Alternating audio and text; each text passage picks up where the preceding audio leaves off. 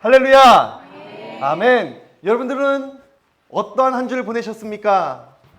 여러분들의 귀한 한 주 속에 정말로 하나님의 은혜와 하나님의 감사가 여전히 고백되어지셨습니까? 아멘!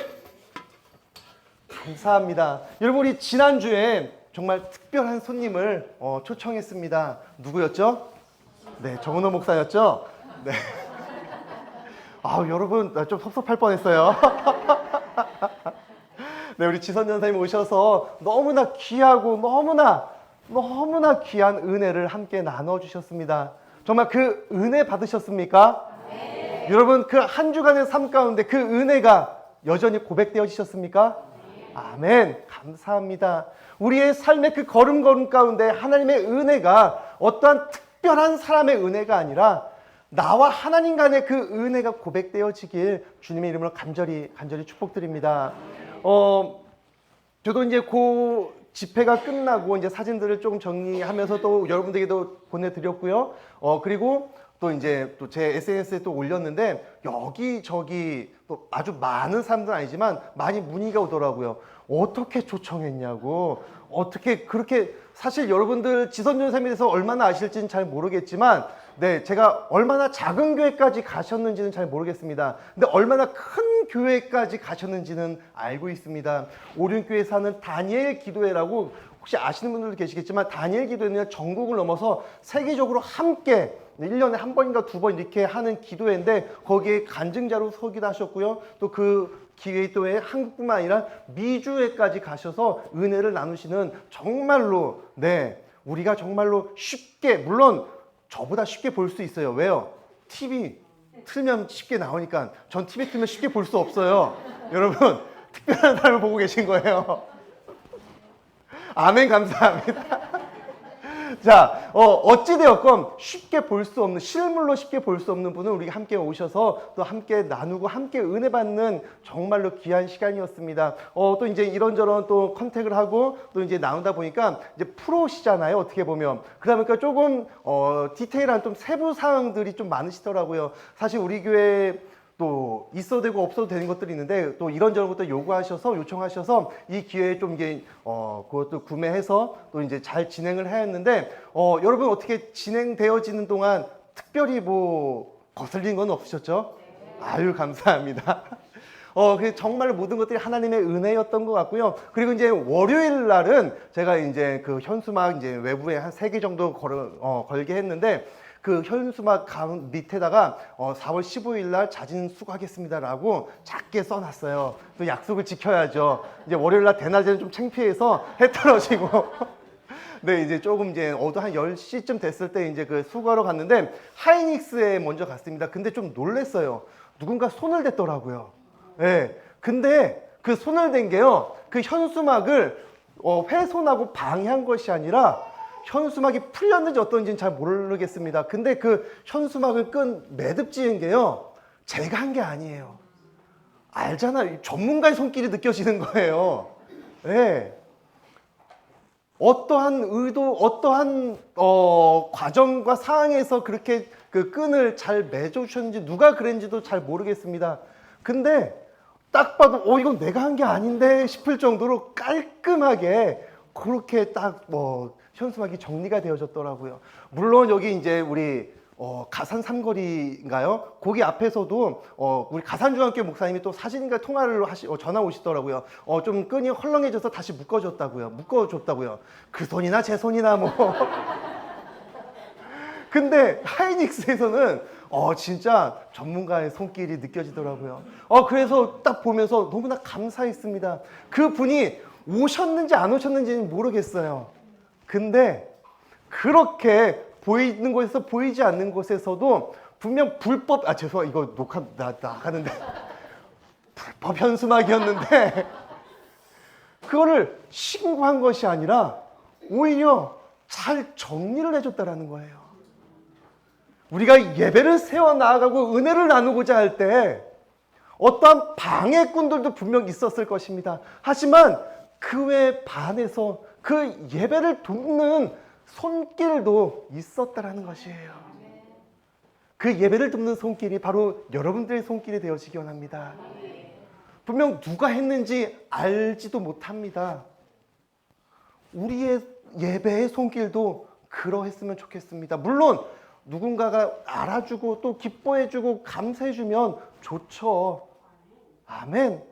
근데 그것도 좋지만 내가 하는 어떠한 일과 어떠한 행동과 어떠한 봉사와 헌신이 남들이 몰라준다 할지라도 티가 안 난다 할지라도 하나님이 알고 계시다라는 것이에요. 우리가 그러한 예배자가 되어지기 원합니다. 그러한 예배는요, 갑자기 일어나거나 갑자기 변화되는 것이 아니에요.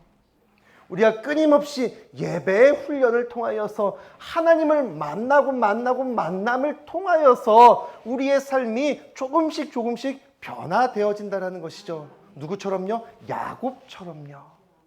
우리는 계속해서 야곱의 삶을 묵상해 가고 있습니다. 드디어 이노마가요, 죄송합니다 야곱님, 네. 이노마가 변하기 시작했다라는 것이에요. 언제 변하였습니까? 물론 32장 지난주에 변하였지만 하나님을 만남으로써 드디어 야곱이, 드디어 이 사기꾼이 남들의 것을 빼앗는 자가 드디어 그 삶이 변했다라는 것이죠. 어떻게 변하였습니까? 그가 변화를 이루고자 할 때 야곱이 한 일은 무엇이었습니까? 야곱은 어떠한 열심으로, 어떠한 수고로, 어떠한 자신의 능력으로 내 삶이 변화되었습니까? 물론 야곱은 한 20여 년 동안, 아니 평생을 살아가면서 그도 열심히 일했어요. 어떠한 목적을 갖고요? 내가 그 복을 빼앗아야겠다. 형이 갖고 있는 그 장자권을 내 것으로 만들어야겠다. 내가 저 여인을 나의 여인으로 만들어야겠다. 내가 그 사랑하는 여인간의 아들을 만들어야겠다. 내 자녀, 내 가정을 지키기 위해선 내 자산이, 내 재산이 좀 더 쌓여야겠다. 그러기 위해선 내 외삼촌 라반과 어떻게 해서든 그 싸움에서 이겨내야겠다라는 자신의 열심이 있었다는 것입니다. 근데 그 열심으로는 그의 삶을 결코 조금도 변화시킬 수 없었다는 것이에요. 언제 그가 변화되었습니까? 하나님을 만났을 때예요. 이 하나님을 만나는 것조차도 야곱은 그 어떠한 일말의 열심도 내지 않았어요. 자신이 내가 간구해서 내가 부르짖어서 하나님을 만났던 것이 아니라 하나님이 나를 친히 찾아와 주시고 나를 만났던 것이에요. 하나님의 일하심, 하나님의 열심이 나를 변화시키지, 나의 열심이, 나의 욕심이 결코 나를 변화시키지 못한다라는 사실입니다. 분명 야곱은요, 하나님을 만났습니다. 처음 만났을 때 어떠한 변화가 일어납니까? 내 주변이 변화되었습니다. 어두캄캄한 그 칠흑 같은 어둠 속에 내가 이곳이 어딘지도 모르는 낯선 환경이 하나님을 만나니 베델, 하나님의 집으로 변화되었던 것이에요. 두 번째, 하나님을 만나니 어떠한 변화가 일어납니까? 그렇게 철천지 원수처럼 서로 뺏고 빼앗기던 그 외삼촌 라반의 삶의 태도가 변화되었다는 것이에요.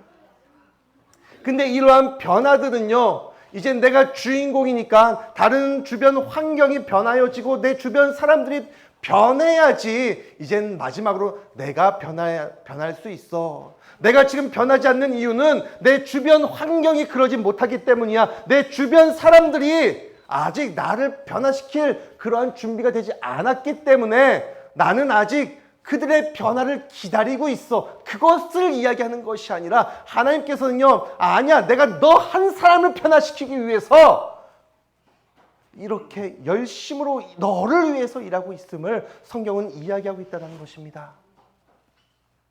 여러분, 내가 변해야 돼요. 내가 변하지 않으면 결코 우리의 가정이 변하지 않습니다. 내가 변하지 않으면 결코 우리의 교회가 변하지 않는다는 것이에요. 여러분, 내가 변하는 그러한 신앙을, 그러한 믿음을 고백하시길 주님의 이름으로 간절히 기도드립니다. 그렇게 해서 이제 세 번째 하나님을 드디어 만납니다. 근데 하나님을 만났음에도 불구하고 여전히 야곱은 하나님의 군대 마하나임, 군대의 두 군대가 나를 지키고 있음에도 불구하고 나는 형 에서가 400명을 이끌고 온다는 그 소식을 듣고 두려움에 떨고 있다는 것이에요. 그러면서 자신의 재산을 두 때로 나누는 가운데 그때서야 비로소 하나님의 은총이 깨달아집니다. 어떠한 은총, 어떠한 은혜였습니까? 내가 그렇게 약착같이 살아서 내가 이만큼 누리고 이만큼 잘 살고 있는 줄 알았는데 이 모든 것들이 하나님의 은혜였음이 깨달아진다는 것이에요. 그 하나님의 은혜가 깨달아지니 드디어 그 삶이 변화되어지고 있다는 것이죠. 어떠한 삶의 변화가 있습니까? 물론 그의 행위, 행동에는 큰 변화가 없는 것처럼 보입니다. 왜요? 하나님의 은혜가 깨달아지기 전에도 그 재산을 나누었고요. 하나님의 은혜가 깨달아졌을 때에도 그 재산을 나누었습니다. 근데 그 나누는 삶의 목적이 달라졌다는 것이에요. 어떠한 목적이 달라졌습니까? 처음 내가 두 때를 나누었을 때는요, 나 살고자 나에게 피해를 최소화시키고자 자산책을 마련해두는 그러한 삶의 목적이 있었다면 이번에는 하나님의 은혜가 깨달아지니 어떠한 삶의 목적으로 나아갑니까? 이게 내가 갖고 있는 게 내 것이 아닌 것이 깨달아졌고요. 원래 주인에게 돌려보내는 삶의 태도가 변화되어졌다는 것이에요. 여러분들은 지금 어떠한 삶의 목적을 갖고 살아가고 계십니까? 여러분들의 삶의 목적의 주인은 누가 되십니까? 하나님의 뜻을 이루는 여러분들의 삶의 태도가 되어지기 원합니다. 내 말 한마디가 사람을 살릴 수도 있고 죽일 수도 있습니다. 근데 너무 가슴 아픈 이야기인데 이런 이야기 있죠. 한 사람 잘 되기는 못해도 망하기는 할 수 있다고. 이것이 인간의 좀 어떻게 보면 악한 본성이 아닐까 생각되어집니다. 근데 예수님을 믿는 우리라면 한 사람을 망하게 하는 일에 앞장서 나아가는 것이 아니라 한 사람을 살리는 일에 목숨을 걸고 나아가는 성도의 삶이 되어져야 하지 않을까요? 예수님이 그러셨던 것처럼요. 예수님이 그러하셨다고요. 예수님이 한 영혼을 살리시기 위해서 자신의 생명을 바쳐 십자가에 달려 돌아가시고 온 인류를 구원하셨다고요. 우리가 예수님을 믿는다라고 한다면, 우리가 예수님을 나의 구세주로, 하나님을 나의 아버지라고 고백한다고 한다면 그분의 삶을 닮아가야 하지 않을까요?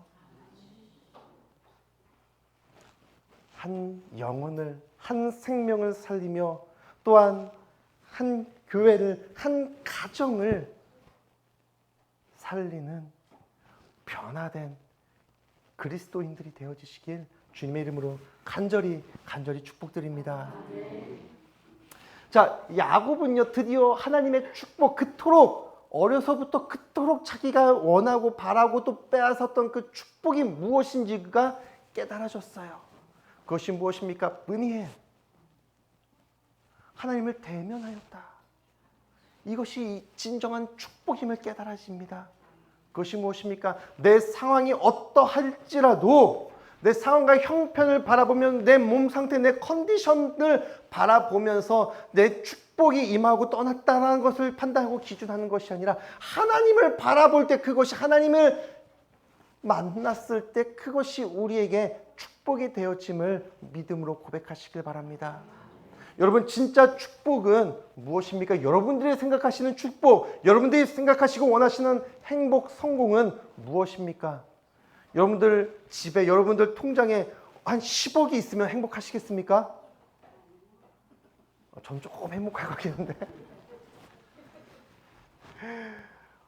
우리 흔히 이야기하죠. 돈으로는 행복을 살 수 없다고. 제가 요새 조금 이제 묵상하는 드라마가 하나 있습니다. 눈물의 여왕이라고. 다행입니다. 요 드라마는 조금 같이 또 공감할 수 있는 분들이 계셔서 이게 굉장히 성경적인 것 같아요. 네.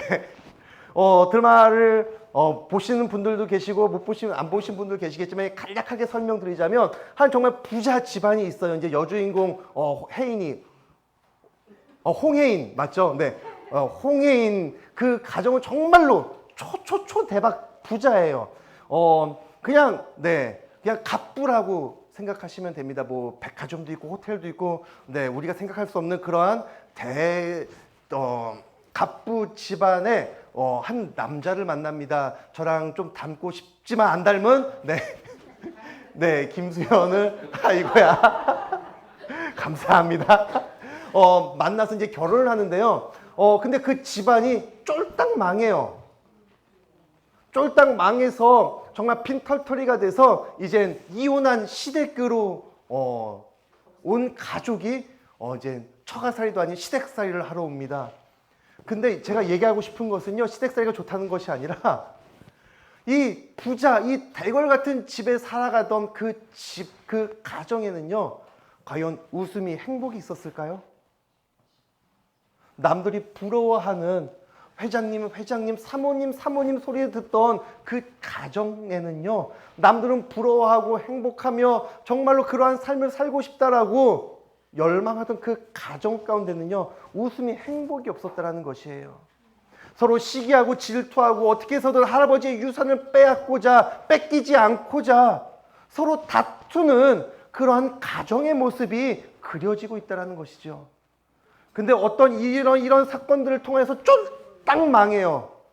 그 집에서조차 쫓겨날 수밖에 없는 상황입니다. 더군다나 여자 그 주인공 홍이는요, 그 머리에 뇌종양이 발견돼서 이제 언제 죽을지 모르는 그러한 환경, 그러한 상황에 처해 있습니다. 여러분들 같으면 웃음이 나오시겠습니까? 아니, 내 수중에 돈 10만 원이 갑자기 사라져도 짜증이 나는데 몇 억도 아니에요. 뭐 몇십억, 몇 조가 내 손에, 내 통장에 있다가 내 것이 아닌 것이 돼버려요. 그리고 대궐 같은 이 대사가 어제였나요? 그 대사를 하더라고요. 잠자다가 물을 마시려면 계단을 내려와야 된대요. 이해가 되세요, 여러분? 내 집은, 내 방은 2층에 있는데 목말라서 이제 밤에 다시 물을 마시려면 1층 부엌에 있는 냉장고를 찾아서 아주 긴 걸음을 해야 된다는 거예요. 그렇게 큰 집에 살고 있었다는 것이에요. 근데 그때 없던 웃음과 행복이 서로 가족을 향한 그 애틋함이 쫄딱 망하니까 조금씩 서로를 생각하는 가족의 사랑이, 애가 생겨나기 시작했다는 것이에요. 결코 내 누나에게는 뺏길 수 없었던 그 유산들, 그 자리에 대한 욕심이 사라지면서 점점 사랑의 눈으로, 또 병들어 언제 죽을지 모르는 그 누나를 향한 애틋한, 내 딸을 향한 애틋한, 그동안 내가 왜 그렇게 모질게 했을까라는 그 아픈 마음이 그 없어졌을 때 비로소 생긴다는 말입니다. 여러분, 이런 말이 있습니다. 있을 때 잘해, 후회하지 말고. 여러분, 있을 때 잘하시길 바랍니다. 나에게 복음을 고백할 수 있는 믿음이, 신앙이 있을 때, 그래도 이 왼수 같은 내 남편, 내 아내가 있을 때, 내가 그 사랑을 고백할 수 있는 우리 부모님이 살아계실 때, 그때 잘해야 돼요. 없어지면 후회가 되어져요. 없어진 후에야 후회하고 깨닫고 그때 잘할 것, 지금이라도 잘하자가 아니라 있을 때 잘하시면서 우리의 환경에 영향을 받는 것이 아니라 어떠한 상황과 환경 속에서도 하나님을 바라보며 이것이 우리의 축복임을 고백하는 우리 가상감리교회 성도님들이 되어주시길 주님의 이름으로 간절히 축복드립니다.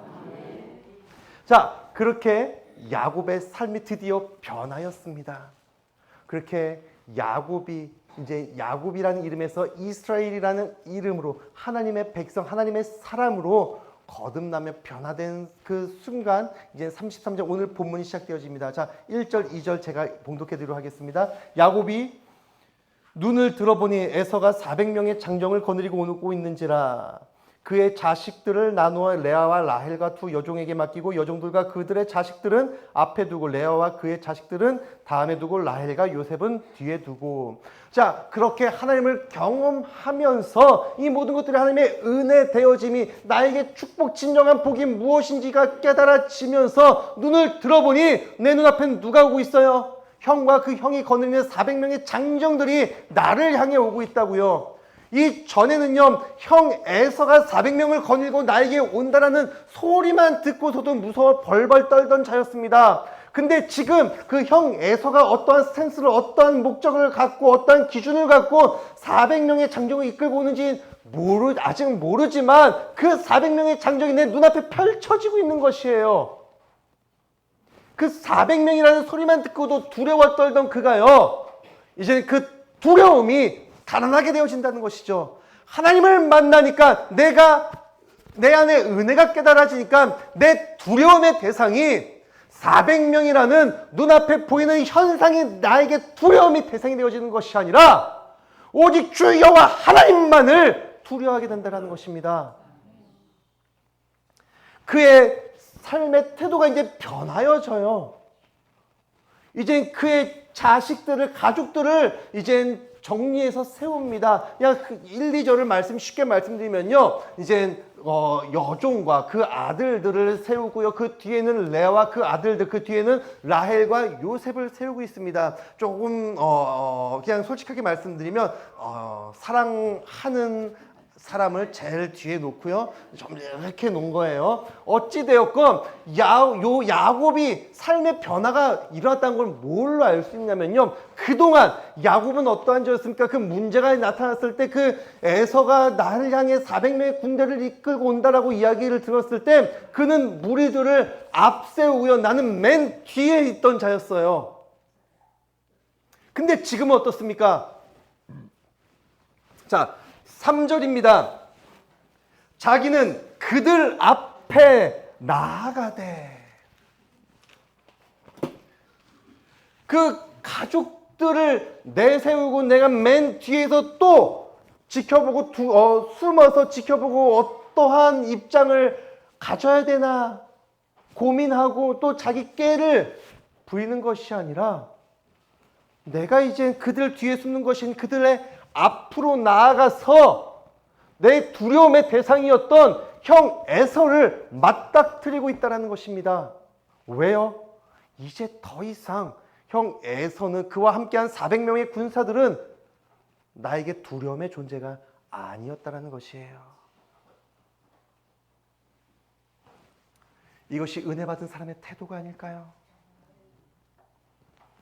내가 어떠한 눈에 보이는 사물과 환경과 어떠한 힘의 두려움을 갖고 어떻게 하면 그 싸움에서 피해를 덜 입을까? 어떻게 하면 피해갈 수 있을까? 맨 뒤에서 상황을 지켜가 보면서 판단하고 내 깨를 부리고 내 이익을 구하는 것이 아니라 내가 그 모든 것들의 책임을 지고 앞장서 나아가며 또한 그 앞에서 내가 그들을 향해 두려워하는 것이 아니라 오직 하나님만을 두려워하며 하나님이 말씀해 주시고 하나님이 인도해 주시는 그 길을, 그 걸음을 걸어가는 것입니다.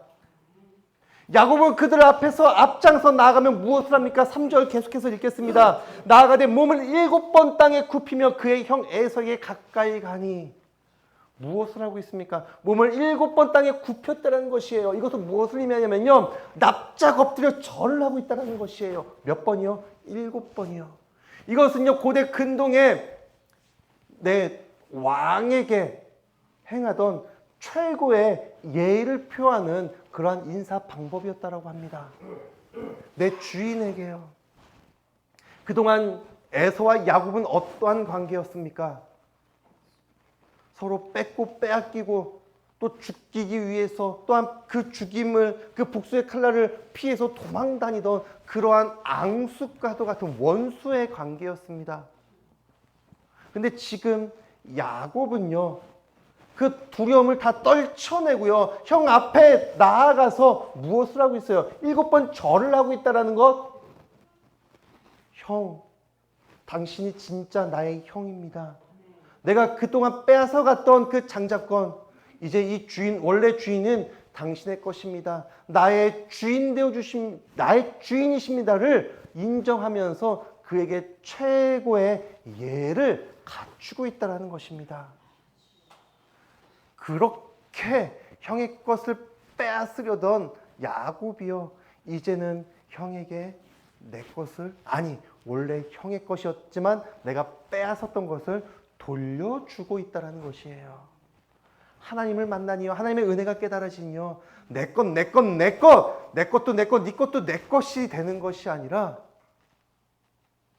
내 안에 있는 것을 흘려보내는 축복의 통로가 되어지고 있다는 것이에요.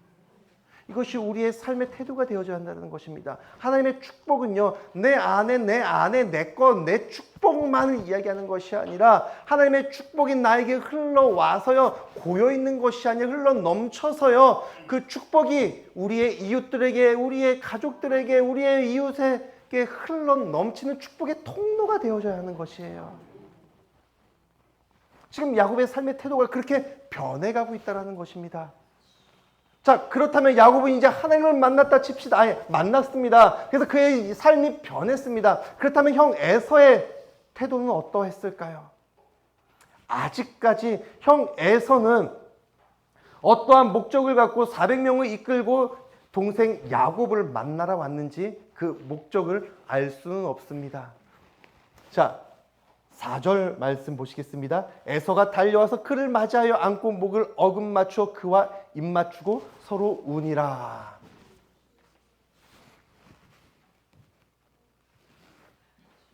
자, 이제부터는요, 여러분 그 어디서도 볼 수 없었던, 눈물 없이 볼 수 없는 심파극, 네, 이상 가족의 상봉이 이루어지고 있어요. 무엇을 이야기합니까? 에서야, 아니 형님 하고 절을 하고요, 야곱아 와서 끌어안습니다. 그러면서 형 에서가 무엇을 얘기합니까? 나의 동생, 야 나한테 보내 이 수많은 동물들은 뭐야? 나 부자야. 네 걸 다 가져가. 아니에요 형, 이건 원래 형의 것이었어요. 형님 가지세요. 아니야 아우야, 네가 가져가. 아니야 형님 가져가세요. 국영방송 KBS 주말 드라마에서나 볼 수 있는 그러한 형제의 우애가 지금 여기서 펼쳐지고 있는 것이에요. 그동안 이들의 관계는 어떠했다고요? 내가 저를 죽여버리겠다라고 바득바득 이를 갈면서 400명의 군사를 이끌고 찾아왔던, 내가 정말 어려서부터, 아니 형은 왜 무식하게 사냥만 하고 자기가 갖고 있는 그 장자권을 소중히 여길지도 모르는데, 분명 하나님께서는 나에게 큰 자가 작은 자를 섬길 것이라고 하는데 그 축복은 내가 빼앗아야 돼. 저건 내 거야. 그렇게 빼앗기를 원했고 결국은 빼앗아 왔던, 그리고 멍하니 있다가 빼앗김을 당하자 그때야 비로소 저 죽일 놈하고 쫓아왔던 그 서로의 앙숙의 관계가 지금 어떻게 변하고 있습니까? 서로 죽고 못 사는, 너 거야, 아니야 형 거예요. 이들의 관계가 회복되어졌다는 것이에요. 이것도 창세기의 요약본이라고 할 수 있습니다. 창세기에서는요, 무엇을 이야기합니까? 다시 한번 좀 간략하게 창세기의 전반적인 것을 이야기하면요, 1장에서 11장은 하나님의 천지 창조 일반 역사가 나타나고요, 그 다음 12장부터는 인류의 역사 구원사가 나타나고 있습니다. 구원사는 무엇입니까? 하나님과의 관계가 먼저 깨졌습니다. 그리고 하나님과의 관계가 깨지니 인간과 인간의 관계가 깨졌어요. 그렇죠? 근데 아브라함의 신앙의 고백을 통하여서 창세기 12장에서 하나님의 부르심을 받고 나왔을 때 그 신앙과 마지막 22장 내 아들 이삭을 바치라는 그 마지막 순간에서 여전히 변하지 않는 신앙을 지키며 나아갔을 때, 하나님을 예배했을 때 하나님과의 관계가 회복되어졌다는 것이에요. 하나님과의 관계가 회복되어진, 이제 어떤 관계가 회복되어집니까? 이제 마지막 50장, 창세기 50장에 가면요, 요셉의 이야기들이 쭉 펼쳐지면서 마무리가 되어집니다. 요셉의 이야기 아시죠? 형들에게 미움을 받고 죽임이죠. 노예로 팔려가게 했으니까 그러한 형제 간의 관계가 회복되어졌다는 것이에요. 창세기가 기록된 목적, 성경이 기록된 목적, 성경이 이야기하고자 하는 이야기가 바로 이것이에요. 우리의 이 죄악된 세상 속에 하나님과의 관계가 회복되어져야 한다. 하나님과의 관계가 회복되어질 때 비로소 사람과 사람 간의 관계가 회복되어짐을 나타나고 또 우리에게 알려주고 있다는 것이죠. 지금 오늘 본문을 통하여서 야곱의 이야기를 통해서 그 이야기가 다시 한번 강조되어지고 있는 것입니다. 에서와 야곱의 그 태중에서 분명 그들은 태어나기 전부터 그 인간의 그 악한 본성이 얼마나 뿌리 깊은지를 갖고 알려주면서 태어났습니다. 그 악한 그 이름, 야곱이라는 그 사기꾼 속이는 자의 그 이름이 에서, 붉은 것을 좋아하는 그 이름이 변화되어야 하는 그 사명을 갖고 이들이 삶을 살아가고 있는데 에서는 이제 틀렸죠. 네, 야곱은요 드디어 하나님을 만남으로써 하나님의 은혜가 깨달아짐으로써 그 죄악된 그 이름이 야곱의 그 육신의 이름, 사람의 이름, 세상의 삶이 이스라엘로 하나님의 백성, 하나님의 나라의 삶으로 변화되었다고요. 하나님과의 관계가 회복되어졌다고요. 그 관계가 회복되어지니 무엇을 이야기하고 있습니까? 형제 간의 관계가 다시 회복되어짐을 성경은 이야기하고 있습니다. 여러분에게는 어떠한 꼬이고 막힌 관계가 있으십니까? 어떠한 원수 같은 존재가 있으십니까? 그것을 해결하고자 얼마나 노력하셨습니까? 아니, 해결하고는 싶으십니까? 그 관계를 회복시키기 위해서 여러분들은 어떠한 열심을 내셨습니까? 그 어떠한 열심이, 과연 그 열심의 중심에 누가 있으셨습니까? 초반에 서두에도 말씀드렸죠? 야곱이 이렇게 변할 수 있는 이유는요, 근거는요, 자신의 개인의 열심은 어디에도 없었습니다. 오직 하나님의 열심이 있었다는 것이에요. 하나님을 만나니 하나님의 은혜가 깨달아지니 그의 삶이 변하고요. 깨어졌던 형제의 관계가 회복되어졌다는 것입니다. 여러분, 죄송합니다. 여러분들의 가정에, 여러분들의 어떠한 관계에 깨어짐이, 분열이 있으십니까? 하나님과의 관계의 회복이 먼저입니다. 예배가 회복되어질 때 우리의 인간 관계도 회복되어지는 것이에요. 하나님은 말씀하고 계십니다. 너의 이름은 무엇이냐? 너의 이름은 무엇이냐? 하나님이 나에게 너의 이름이 무엇이냐라고 물어보실 때 여러분들은 무엇이라고 대답하시겠습니까? 그냥 이 세상에 늘 남들과 똑같이 살아가는 누구누구입니다. 교회는 다닌다라고 하지만 여전히 변화받지 않는, 여전히 내 인생이, 내 목적이 중요한 누구누구입니다. 를 고백할 때 하나님께서는 아니다. 이제 더 이상 너는 세상의 육신의 삶이 아니라 영의 삶으로, 하나님 나라의 백성으로 내가 너를 다시 불렀고 그 부름에 응답하여라 말씀하고 계십니다. 여러분, 하나님의 부르심에 다시 한번 믿음으로 응답하시길 바랍니다. 여러분, 하나님 만나고 싶으시다면서요. 은혜 받고 싶으시다면서요. 축복받고 싶으시다면서요. 무엇으로 드러나야 합니까? 내 삶의 태도로 드러나야 돼요. 삶의 태도가 변하지 않으면요, 죄송합니다, 여전히 가짜 신앙, 죽은 믿음이에요.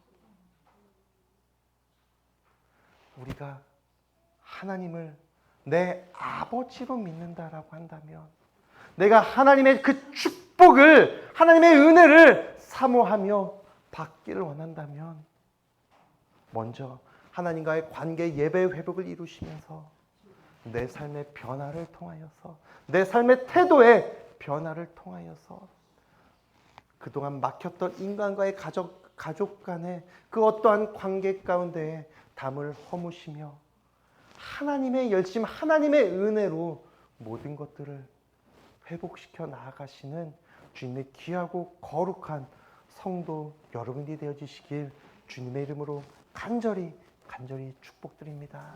아멘. 이 시간